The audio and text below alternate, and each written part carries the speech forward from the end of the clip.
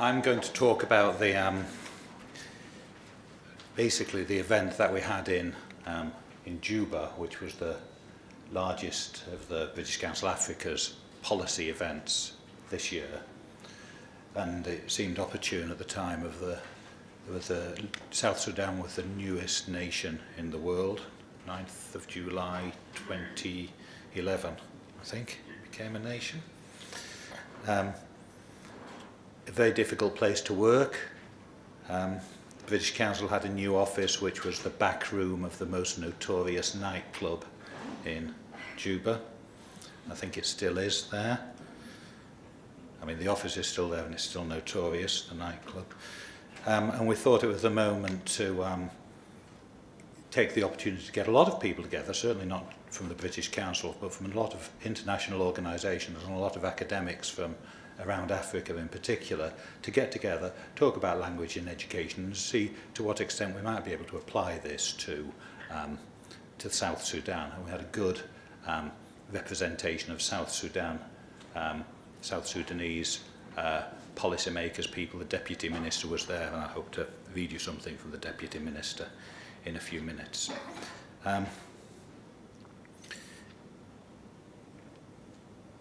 It came shortly on the, if you like, on the tails of the whole episode in Rwanda with the changing of the Rwandan curriculum from French to English, and the rumpus about whether it was going to take place all of a sudden in P1 and then it was going to be P4, and this sort of thing was going on, and the British Council was involved, and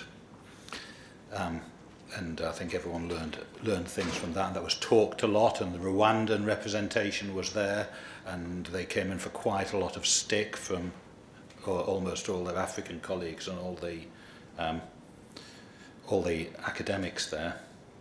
I think the issue of language in Africa has to be seen in the context of this bizarre fever for English that's going on around the world, a popular lack of understanding of what it is to learn a language, and certainly this seeming inability to distinguish between learning a language and learning something in a language, or if you like, between language as a subject and language as a medium in school, which the difficulty of maintaining a discourse with anything except another expert without mixing up those two things.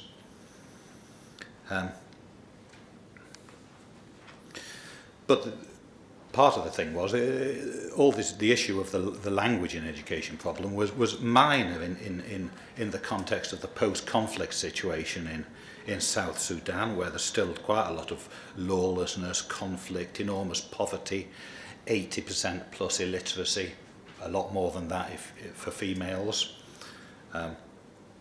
and where access to education is still, if you like, a bigger problem than quality in education. The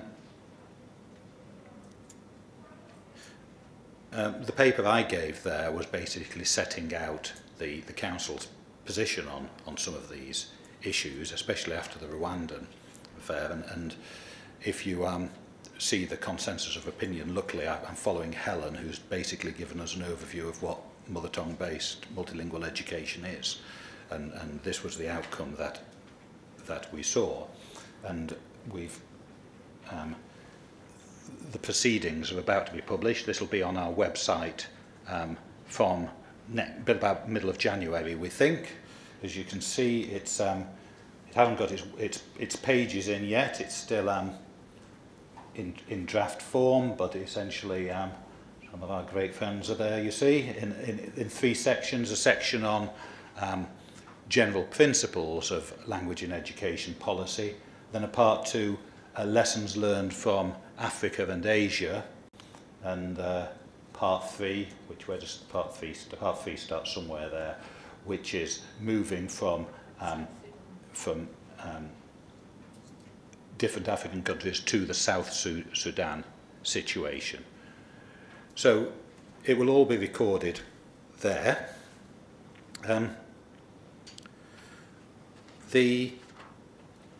What is amazing looking through these papers is the enormous amount of consensus that there is between all the people who are writing there. And that, in a sense, although there was quite a lot of negotiation between the different organisations involved in coming to that one-page statement of principles, the consensus is very much there.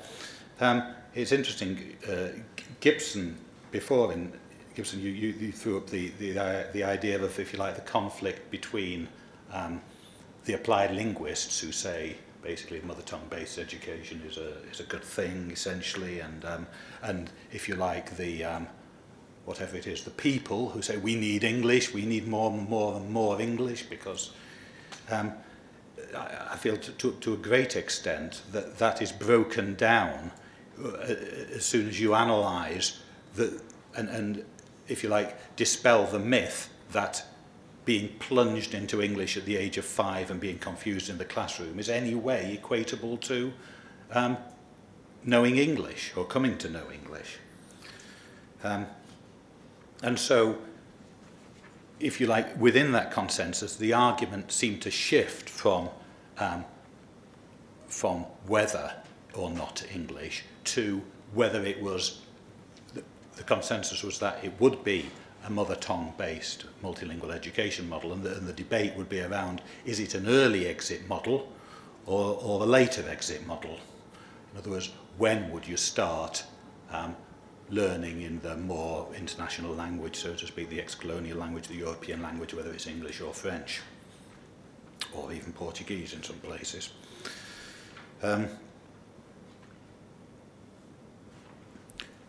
So if there's such a consensus, who is on the other side? And this is interesting. Who is on the other side? This won't be the first time that I've quoted from Eddie Williams' chapter, at the end of Eddie's chapter in the Dreams and Realities book. Teaching of English as a subject, which is what occurs in the rest of the world, is the most obvious answer, rather than employing it as a medium of instruction. As to addressing the apparent lack of political will in this matter, there's no simple answer. African politicians seem convinced that the best way to teach English is to use it as a medium of instruction. However, they don't seem to have fully understood the difficulties of conducting stated education in a language that few learners, and not all teachers, have mastered. Nor have they understood the advantages of educating learners in their own languages. Likewise, it would appear that these politicians do not appreciate the risk to national development, nor to the threat to national stability posed by elite closure, which arises from their current educational language priorities. There's also a less generous answer, that African politicians have indeed understood the issues, but that in the final analysis they have more pressing concerns than attempting to improve the welfare of their people through appropriate educational language policies. And although that comes from a British academic, I've also got a quote here from Francisco Sozinho Mazzine, who is the chief executive or the chief officer of ACALAN, the Academy of African Languages, which is an institute of the African Union, who says similar things. The almost exclusive use of former colonial languages as medium of instruction and running national affairs in most African countries leads to the exclusion of the vast majority of Africans, as they are kept on the periphery of the political and socio-economic mainstreams, while the minority ruling elites and middle-class aspirants enjoy an unfair advantage. The elite closure uses the former colonial languages to protect their privileges. All this leads to misinformed choices of the language to be used in the education of African children, because the former colonial languages are perceived as a passport to a better life, though it's difficult for the vast majority of Africans to acquire these languages, as they're not part and parcel of their cultural universe. Professor Mazzine goes on to make recommendations to directly to South Sudan.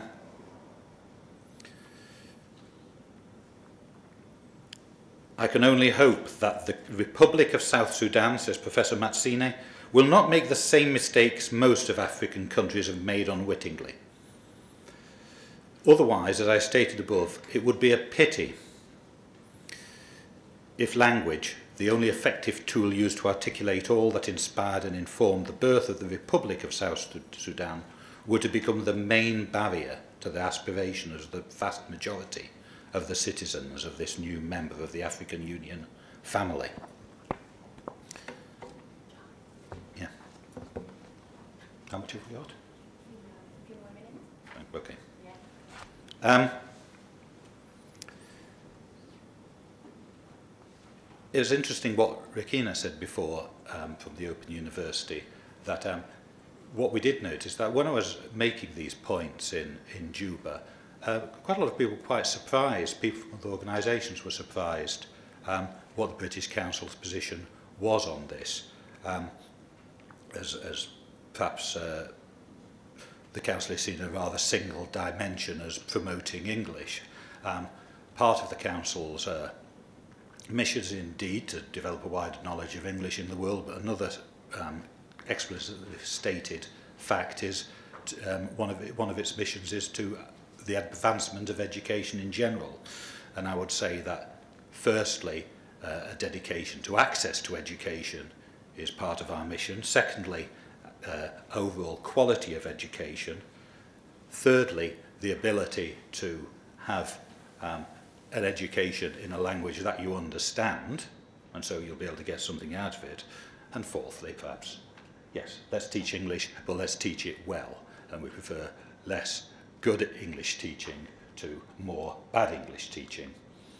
I just draw your attention, I won't dwell on these at all, for a non-academic perspective on these issues. The education strategy of USAID, which has as one of 3 goals improving reading skills for primary school children. These are both available online. Access is crucial. What is important after that is quality. And then, at a lower level again, the strategy recognises the importance of educating children in their native languages. And the DFID Learning for All policy, which is remarkably similar, focuses on access, then quality, and then skills. And there's the quality breakdown. And again, at the bottom there, you'll see the focus on reading, especially in the first 2 years in primary. And if you go in a little bit further, that's about teachers, and that is about language. Teaching in languages other than the children's home languages can significantly delay learning. And I think that reference there is to Helen's work with Save the Children, if I remember correctly. Focus on that. So that's the concluding statement of principles, which I think speaks for itself.